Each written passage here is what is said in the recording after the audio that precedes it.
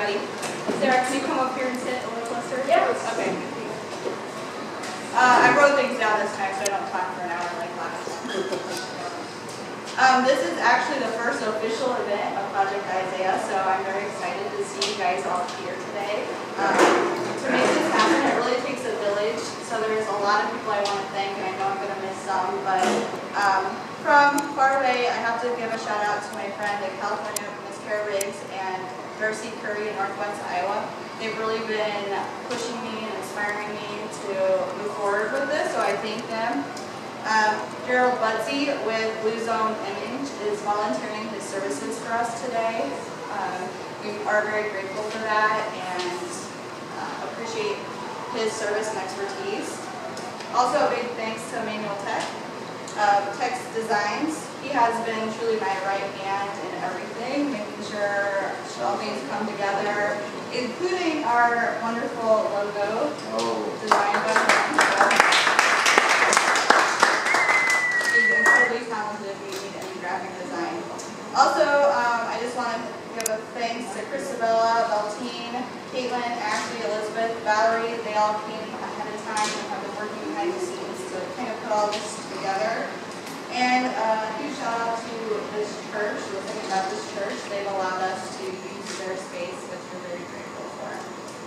As for me, there's a few of you that I don't know. So my name is Barb Hansen, and the idea for Project Isaiah came to me while I was pregnant. So I'm using my child, wherever he is, Isaiah.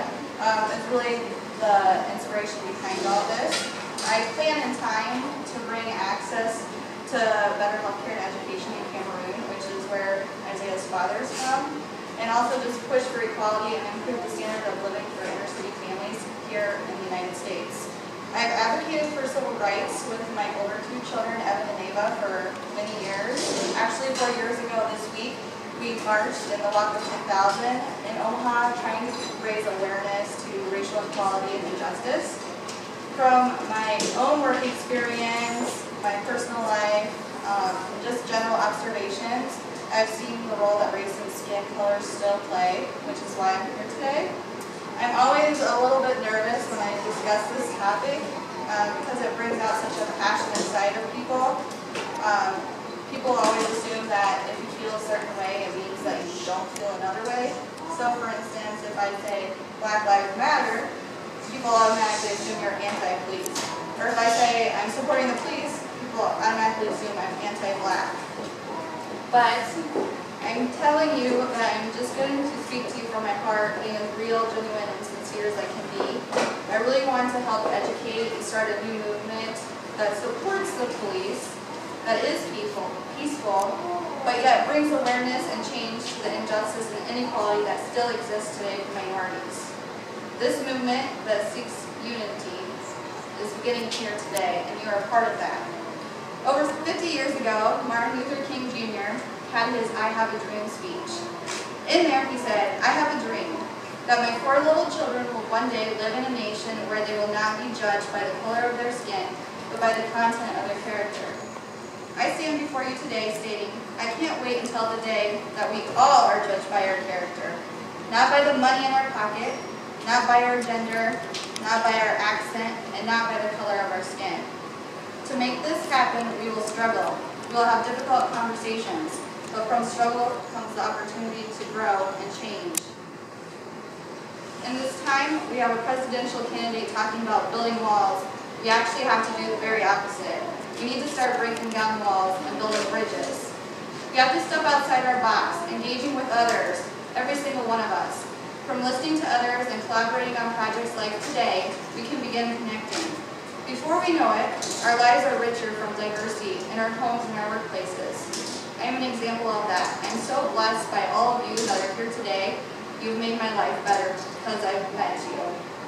Today's photo shoot will be a work of art to be shared, showing our unity despite our differences, a hope for a better tomorrow. Today shall also be a means to start facilitating discussions and interactions amongst people that may not have otherwise came into contact. Remember, in no context should we use us and them. It's not the police and the blacks. It's not the whites and the Mexicans. It's us. We're all in this together. So I thank you from the bottom of my heart for being here today. We're going to go outside in just a minute to take some pictures for those of you that want to participate. These pictures will be shared on social media and also printed, like I said, to be displayed as artwork. If you are willing to participate, we will do some large group pictures first with all of you, and then if you need to leave, you're welcome to leave after those. So thank you guys for coming, and I also want to give a special thanks to my parents, Greg and Janet Poe, for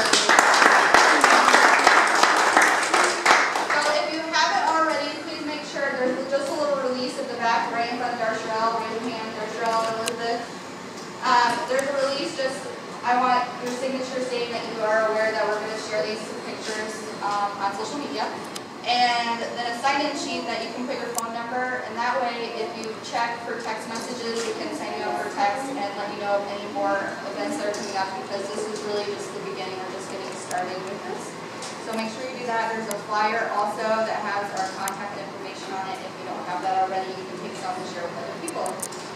Otherwise, I think we're going to go ahead and Gerald's going to direct us out to the side of the church to begin